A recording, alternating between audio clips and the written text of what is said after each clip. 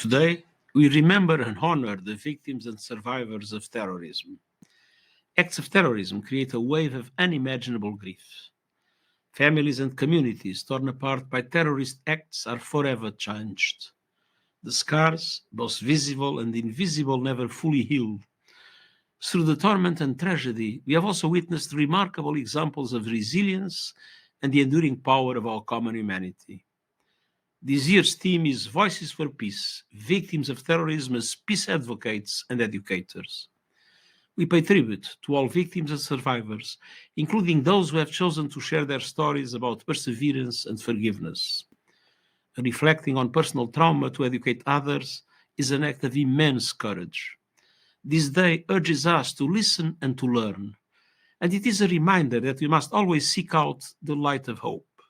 Together, we can raise up the voices of all victims and survivors. Together, we can help educate present and future generations. Together, we can build more peaceful, resilient societies for all. Thank you.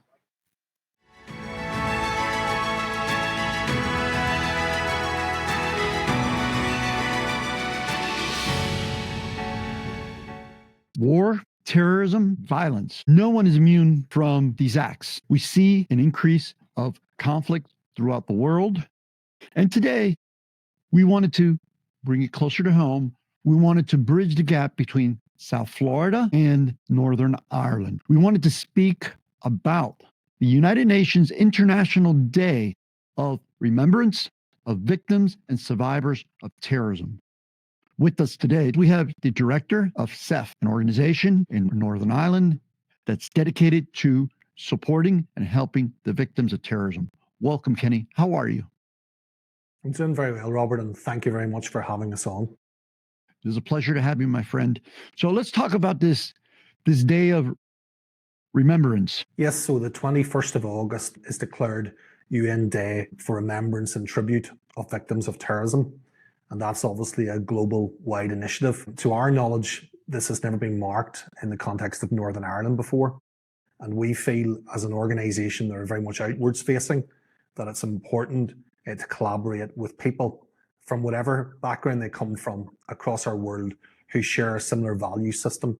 So it's a no-brainer to be involved in this day. And I suppose, Robert, what I would say is that terrorists have worked collaboratively for years and decades in refining their tactics, their policies, their propaganda, and victims should do likewise in terms of the provision as well of support services that aid their healing. Well said, sir. Very well said. So let me ask you before we get into this, right? Tell me a little bit about Kenny Donaldson and the organization SEFF. Okay, Robert, well, I'm now my 45th year. So getting on, as they say, or middle-aged in Northern Ireland terms. So I originate from South Armagh, a little place called Crossmaglen, which external to that area is referred to as bandit country. So you will have a sense of the area and the experience growing up. But it was also a very happy childhood. I suppose witnessed a number of instances over the years in that part of the world which weren't simple to see. Murder and death, unfortunately, was a part and parcel of upbringing. In many ways, it became the normal. It wasn't viewed as abnormal by our family. It was part and parcel of what it was to live in that area. But I guess when I came to of age when the Belfast Agreement was signed in 1998, I was only 17 and a half years of age, so I didn't have a vote in that agreement. But in understanding the content, I did feel very much that there was a huge ask of victims and survivors, and that they were being asked to again shoulder the lion's share of the pain on behalf of the wider population. And I don't think enough has been said of that down the years, that when you already have broken people and you expect them to endure even more emotional pain and suffering, what that does to them. And I suppose because of the experiences I had in childhood, I always knew that this was going to come back to me in terms of such a role as SEFF's director. And I don't see it as employment, it's a vocation. Yeah. So before we get into a little bit of the work that you do as the director of SEFF, can you give us an idea what the scale of the victimization, what the victim numbers are, or survivors in your country? As a consequence of the Northern Ireland Troubles, over 3,700 people were murdered or killed as a result of that violence. And it had far-reaching implications because it wasn't confined in any way just to Northern Ireland. It obviously spiraled out into the Republic of Ireland, across the Irish Sea, the big pond as we call it, to Great Britain. And indeed, there were 15 murders committed in mainland Europe as a consequence of our troubles. So there was an international dimension to our troubles. And obviously then when we talk about the injured, physically and or psychologically, you're talking circa 40,000. Then, as we always would say, there's the untold cost of the troubles, the full human cost, if you like. And that's, the suicides and the stillborn births, cancers that are linked to trauma. And of course, heart attacks and broken heart syndrome, all those different component parts that meant that life was shortened. And, that could be anything between 10 and 15 fold what the actual number of murders and killings were. So it's a substantive legacy for a population size of less than 2 million people. Wow.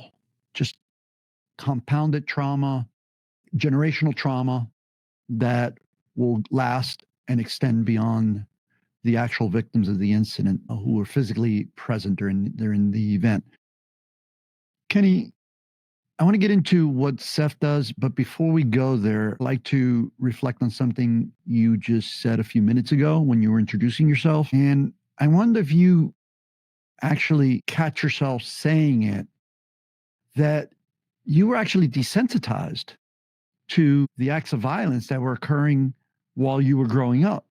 Is that commonly shared in your country? I think it would be, Robert, in particular parts of the country where the violence was very intense. It's a hard way to put it, but the question you were asking was who was going to be next. There wasn't the element of surprise when something happened anymore. It almost became a little bit unnerving if there was a period of silence in some ways, which might seem strange and counterintuitive. I think, look, we were coming from a backdrop that South Armagh, approximately 35% of the regular army murders that occurred in Northern Ireland were carried out in that small geographical space. A large number of other members of the security forces and then civilians from either side of our community here. It is a huge legacy of hurt and brokenness. What happened, I think, Robert, as well, just to say as well, is that in the population sizes of Northern Ireland, we have a lot of rural villages and hamlets. You don't need to murder 10 and 20 people as a terrorist organisation to be effective. You carry out what we would call signal murders, where someone is picked out strategically within that community, be they a headmaster, be they someone who has a business, and that, in a sense, has a chill factor then for the community to which that individual may have come from. And that, of course, then had the consequence of large people being displaced and moved away from their homestead. And that happened, it has to be said, both the Protestant community and also for the Roman Catholic community. Yeah, the act of violence under the header or mission of terrorism is actually to terrorize the civilian population. For people who haven't lived through such an experience, can you share with our audience what it was like, what the emotional impact to you was growing up under such conditions? And I draw caution to what you said a few seconds ago, where you got to the point where you would ask, who's next? Who is next? I think, Robert, and that's a very good question. I think I was privileged to have the parents that I did in terms of our own family. They had strong Christian values and were always opposed to violence. And I can remember very well 2 provisional IRA terrorists who had been involved in between 35 and 40 murders between them. But on this particular day, they were loading a bomb onto a trailer and the bomb went off prematurely. And the 2 of them were blown to pieces. And that was approximately half a mile to 3/4 of a mile away from our home, so a kilometre. And our house shook really to the ground that day. It was a huge, powerful bomb. But I remember my father's response. My father's response that day was, there's more kids without dads. There was no sense within him of rejoicing that these, what were 2 men who committed very evil deeds, there was none of that. So that had a very, very positive effect, I think, on my upbringing and how my value system was shaped.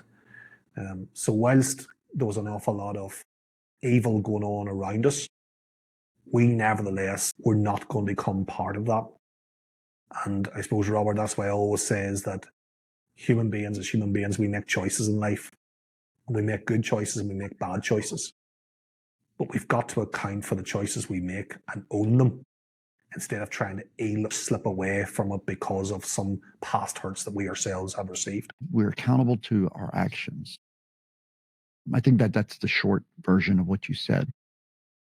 Yeah. So that mindset of evil is evil, wrong is wrong, no matter who does it, transcended into your current work from childhood onto your adulthood and now leading the SEF or SEFF. Tell us about your SEFF and the work there, because I know that when it comes to victims, supporting victims, you guys don't care who the victims are. Victims are victims, right? But over the years, it obviously has expanded and grown. And I guess when I came along to the organization in 2008, it was already 10 years in operation. And it would be true to say that the predominance of our membership and users would have come from a Protestant stroke unionist tradition background, because of the nature of the violence in that particular part of Fermanagh would have been principally from the Provisional IRA. But I guess the challenge that I put up to them at that stage was that we can either continue to exist in a mope syndrome mentality, which most oppressed people ever is what we call the mope syndrome, which an awful lot of people in Northern Ireland claim ownership and sole ownership of, or indeed people right throughout our world claim, or we can make a bigger contribution to something better. And that's what the decision was taken. So we then began to face outwards, and an organisation then that first became a comfortable place for people from a Roman Catholic background impacted by Republican violence, to then those impacted by Loyalist violence. And that last sector, which is particularly politically charged in Northern Ireland, is that in instances when our security forces, they moved away from the code and they engaged in a criminal-based activity, then we do not have any truck for that either. And whether you're wearing a uniform or you're wearing a balaclava, there's no justification for criminality. But against all of that, we also are very clear to say in our position that the overwhelming majority of those who did served with honour and integrity. But for those who did not, they would not find a home within our particular organisation. Can you explain to the audience a little bit about the divisions, if you will, the origins of the conflict? I think it depends the space that you're coming from, because some people would suggest that the Troubles broke out here in 1968, and that almost before that there was peace and tranquility in Northern Ireland. That's not necessarily the case. Were we in a different space at that time in comparison to where it became? Absolutely. But in some people's psychology, there is decades and centuries of grievance here. And whether that's a real grievance, which is founded on reality, or whether it's a perceived grievance, but it nevertheless exists, and exists very, very deep in the DNA. And I suppose what we would say as an organisation is that the lazy person's view of the Northern Ireland Troubles is that it was a religious conflict between Protestants and Catholics, or indeed that it maybe was unionist and nationalist. But the reality is that what it comes down to is what we're standing on: ground, land, who owns it and who controls it, the territory of this place.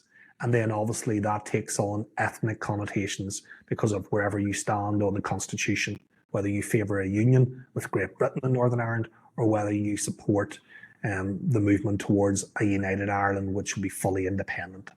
So it depends the space from which you come from and all of that, Robert. But I suppose what we say as our guiding star is that there is no legitimacy for the use of criminal violence in the furtherance or defence of a political objective. And that applies to all. There are mechanisms and always were pathways for people to explore those wishes through fully democratic means. The leaders of the civil rights movement in 1972 confirmed that their 5 demands, as were at that point, were all met in 1972. So what was 1972 through till 1998 all about? And the remnants of it still? People need to ask themselves that question. It wasn't a campaign around equality. It was a campaign about the forced change of a constitutional status. In my research, it's about the conflicts or troubles in Ireland as a whole date back 800 years. So it's been, like you said, centuries. So let's shift the conversation to what you're doing, what SEFF does. So SEFF now stands for supporting, empowering, fair and focused. And those are our four key fundamental principles. That sense of fairness, which is a different word than equality. Equality in the context of Northern Ireland has almost become a very loaded word, and it has been overused to such an extent that it can become a difficult place for people now. But fairness, if I want to be treated fairly, then I absolutely should want my fellow citizen to be treated fairly from whatever background they are. Focused, I have this little sign in my own office, which I always read whenever I come in the morning, and it says simply, ignore the noise, keep focus. So there's so much noise going on around about us in the world and in organizations, and we sweat the small stuff way too much, and then we lose actual focus on what we're about. And obviously the supporting and empowering, the empowering aspect is about bringing victims and survivors to a place where they no longer need me to be advocating for them day and daily on their issues, that they are of a sufficient confidence level that they can articulate for themselves. So it's that self-advocacy element to our work, which is so very important. And then I suppose, Robert, to say that SEFF has a two-pronged approach, which is very important. The provision of the very best services we can provide, and that covers the trauma counselling arena. It covers areas of welfare, of befriending, other areas such as complementary therapies are proven linkages with trauma-related illnesses, education retraining programs, social support, education programs with our schools, work with the faith sector, all of that trying to have the very best home services we can have. That there's almost like a menu of choice in SEFF, where you have under one roof most services the victim survivor would require to utilise. But the second part of our work, which is the most controversial element of our work, is that challenge function.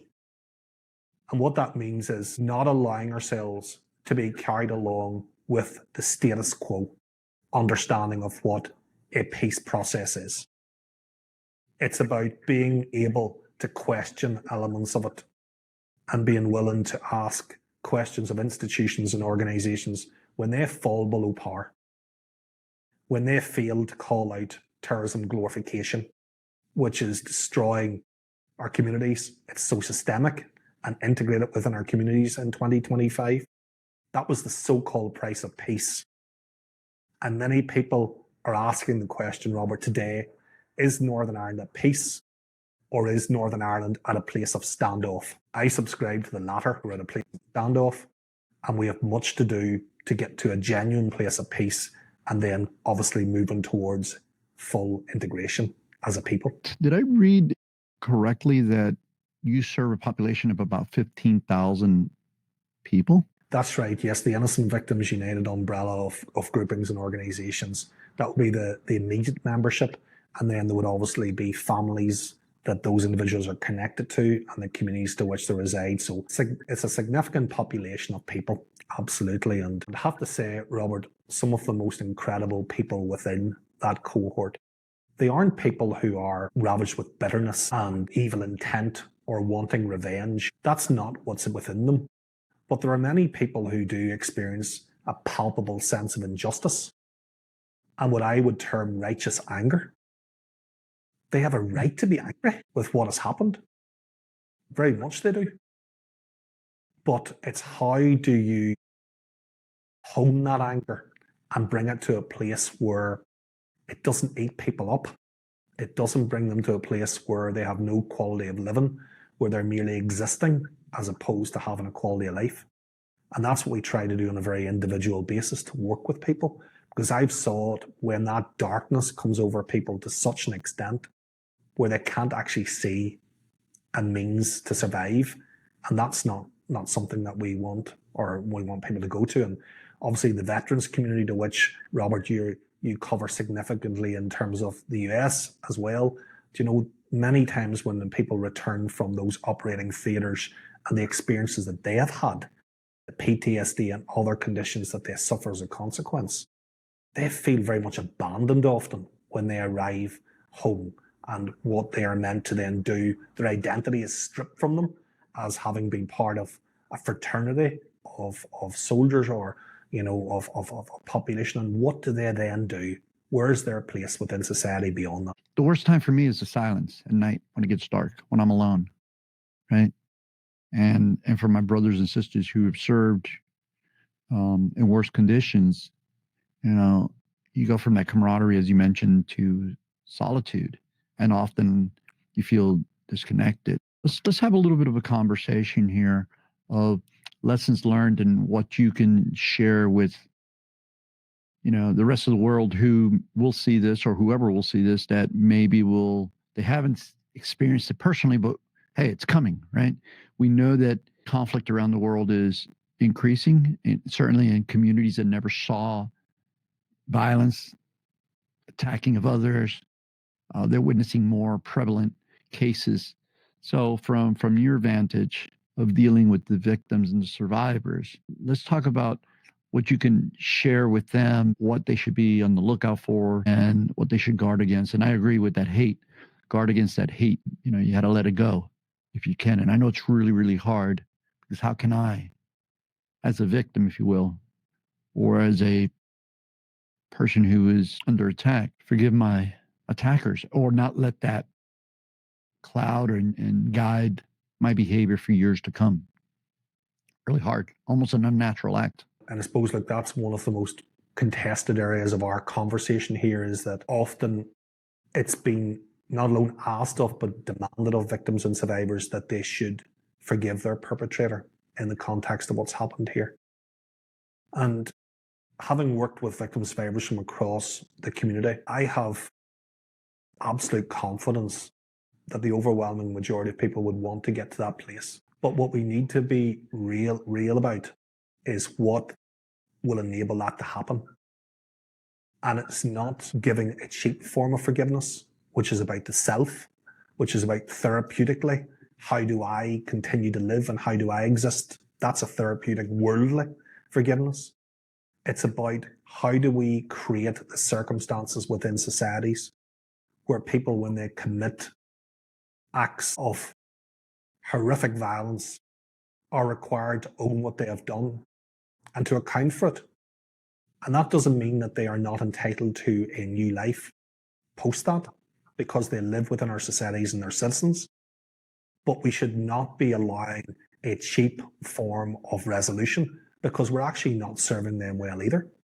They're kidding themselves. Absence in Northern Ireland of people looking in the mirror and being able to self-reflect upon what they did and didn't do. People need to be humbled, to be broken in many ways, to be rebuilt again. And that's a huge ask. I suspect you've been monitoring what's going on in the news, and I don't know what's being broadcasted in Europe or specifically Ireland about what's happening here in this country, in the US. But what advice would you give us, my fellow citizens here in the US, from you who have experienced the level of violence and turmoil and internal strife that your country's gone through for centuries now? I think, Robert, in many ways, don't become complacent in thinking that these things cannot happen to us, or a variation of what has happened in Northern Ireland happening in the States or in other parts of the world. We need very much to signify within young people that the routes to change are democratic methods, that there's opportunities for those young people to become involved in different ways in which they can voice their frustrations and their answers and all of that. It's whenever people, I think, get sometimes penned into a corner, that they can be vulnerable to other messaging. And of course, we look at the world today and it's largely conducted through a computer screen or a mobile phone. And young people aren't necessarily being equipped with the abilities to discern between what is propagated message and that which is truth. So I guess what I would always encourage, Robert, is that no one should ever believe a word that I say because I've said it. They should go and they should check other sources. And then with their own critical analysis, come to a conclusion around the veracity of what I've said. But in the digital age, where we're being bombarded continuously with information, it's really hard to stop and think, is what I'm reading, is what I'm hearing, what I'm being told, what I'm believing correct and accurate? Man, that's tough. So let's talk about your role in supporting the August 1st United Nations International Day of Remembrance of Victims and Survivors of Terrorism. So this event, I suppose, Robert, in practical terms, it's about bringing together people from across the communities in Northern Ireland, but also that international dimension. So we have, and we're very blessed and pleased to be bringing across a young lady from the United States whose father was a fire service officer, who's one of those killed in the Twin Tower attacks, 9/11. And we have begun to know Juliet over the years through her involvement as well in a project known as Project Common Bond through the Tuesdays Children organisation, which may be known stateside. We also have a victim of ETA terror coming across from Spain, and then an individual who was involved in apprehending terrorists in the London Tower Bridge attack and who is of South African background is also coming across. So certainly bringing an international flavour to the seminar, and I think encouraging Northern Ireland people to think beyond this place. Because if we're guilty of anything in Northern Ireland, it sometimes can be the goldfish bowl mentality. And we think quite small in the context of what we have gone through. But it's when you travel the world and when you also look outwards and you see the issues that are happening in other spaces that there's shared learning that can come, there's shared solidarity, and there also is the terrorism scourge is a global problem. It's not a problem unique to any individual nation or group of nations. It can strike at any point in any part of our world, and we need to be very clear on that. So therefore, any policies that we develop should have the involvement of the world. And as I say, I feel that over the years, perhaps victims and survivors have been slow to come together in collaborations to try and talk through these issues and how they can work together. Terrorists never had that problem. Terrorists trained one another. They shared armaments with one another.